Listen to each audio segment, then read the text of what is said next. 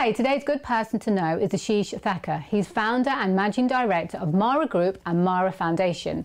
And he started his talk by telling us a bit about his family history, how his parents had lost everything that they'd worked for and how family and friends refused to help. They distanced themselves in fear that his parents would ask them for a favour. So Ashish wanted to do something about it. Aged 15, he quit school, asked his father for a £5,000 loan so that he could start his first IT company. 4 months into it, he inquired about the possibility of getting credit, but was swiftly denied because he didn't have a base in Dubai, and so he opened up an office, and as you'll come to hear, that gave him enormous opportunities. Fast forward 18.5 years later, and Ashish is regarded as Africa's youngest billionaire, which he says is untrue. But with his vast business experience, he told the audience how to scale up. He says, don't have ego. You need to have values and ethics which you cannot waver. Success shouldn't be measured by your wealth, but by the difference you make in the world.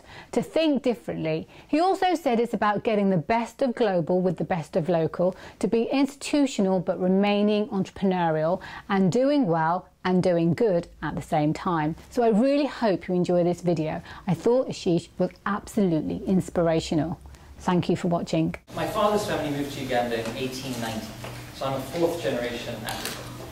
My mother's family moved to Tanzania in 1920. After they got married, they lived in Kenya, Rwanda, and then moved back to Uganda. Unfortunately, the 1972 Idi Amin saga took place. So my parents were kicked out of Uganda and moved to England. My father worked in the Ford factory. My mother worked in the Walker's Crisp factory in Leicester. Built up a little bit of capital, set up a small business, built some more capital, bought a home. But in '93, they wanted to go back home. They wanted to come back to Africa. So we sold our home, we sold our business, and we moved to Rwanda. 9 months later, unfortunately, the genocide broke out. So my parents, my sister, and I were refugees during the genocide. We were at home for about 9-10 days, and then we were taken to Hotel de Nicolin, which is famously known as Hotel Rwanda. So we were there for about another 9-10 days, taken from there to École Française for another 3 nights. We were refugees for 35 days. We luckily came out alive. But unfortunately, we lost everything we created from 72 to 93. We lost in 1994. We moved back to Uganda. At this stage, I'm a teenager. I can kind of understand what's happening. I can see what's going on. And I felt like I wanted to and I needed to do something about it. I saw relatives, I saw family friends keeping a distance from my parents, scared that if they get too close, my parents may ask for a favor. So seeing that, you feel like you want to do something about it. So I quit school at the age of 15. And I took a $5,000 loan from my father and 2 other friends. And we set up a little IT business. I was buying goods from Dubai, filling my suitcase every weekend on a Saturday, Sunday, coming back, selling it in Uganda Monday to Friday. And did that every weekend for about 4 months. And then I went to my suppliers and said, listen, you've seen me here every single weekend. You love me, I love you, can I please get some credit now? They're like, but you're from Africa, right? And I was really excited. I was like, yes, that's right. And they're like, yeah, no, that's not happening. And they advised me saying, look, if you become a Dubai company, we can give you credit. So we did that. We became a Dubai company in 1996, and we realized that everybody walking the streets, people from Africa, from Nigeria to Ghana to Southern Africa, same challenge. So as soon as we started getting credit as a Dubai company, I immediately went back to them and said, listen, how about if I give you credit? And they were like, we'd love that. So since 96, 97, I started extensively traveling the continent. Nigeria, Ghana, Kenya, Tanzania, DRC, Ethiopia, Zambia, Mozambique, Malawi, South Africa. And very quickly realized that all of our countries are so unique, so different. We all have our own histories, cultures, politics, parliaments. How do you truly operate in a local manner, but with global standards? And that's what became the Mara model. So to fast track to today, 18.5 years later, we've got presence in 25 countries globally, but 22 in Africa. Unemployment is a global issue, but youth unemployment is a very African issue. The fact that we have 80% of our population is under the age of 35. So we have a big issue on youth unemployment. So 6 years ago, we started the Mara Foundation with a focus to enable, empower, and inspire young entrepreneurs and women entrepreneurs. But I think, look, the lessons we've learned and the challenges we've been through, it's a constant process. This is a journey, it's not a destination. If anyone tells you it's going to get easy, they're lying to you. But the most important thing is, and there's a few lessons that I've learned, don't have ego. Keep ego aside. You know, it's one of those things where this is a rat race, right? Once you get into that rat race, even if you win, you still end up as a rat. Don't get into that cycle. I have no ego in sitting in someone's office for 3 hours waiting for them if I need to get something done. I will do that. So I think really focusing on yourself, not entering the market, trying to become a market leader is important, but not trying to then knock down others and getting to that position. It's being better than that and getting to that position. I think that mindset difference is a very, very crucial one. Ridiculous, untrue title of Africa's youngest billionaire. It's not the title that should drive you or should inspire you. I mean, firstly, success should never, never be measured by wealth. It should be measured by the difference you're making in the world. How many lives are you touching? How many lives are you impacting? Are you truly moving the needle or not? Thinking big, but starting small. Having that dream and having that vision, but starting in a stage where you're going to get there. It's one step at a time, not trying to rush into it.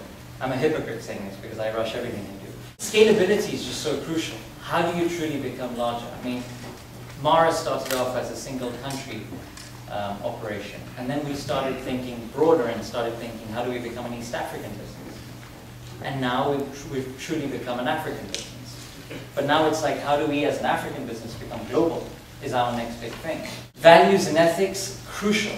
Crucial, crucial, crucial. I've been very lucky with my spiritual leader, Morari Bapu, whose key teaching is truth, love, and compassion. 3 very simple but very, very deep words. Making sure that your values and ethics do not waver.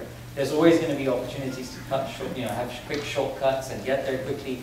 You never lost. I've seen it too many times. The world population in the year 2100 is going to be over 14 billion, of which 4.5 billion are going to be in Africa. When you think about all these facts, it is the next big thing, and how do you play a meaningful role in that? But it's also perception versus reality, which is very frustrating. What I went through in 1996, today the perception versus reality is different. Mara Mentor is our initiative, which we're driving through the foundation, and it's all about enabling, empowering, and inspiring. It's giving guidance, advice, handholding, support, and training through this platform.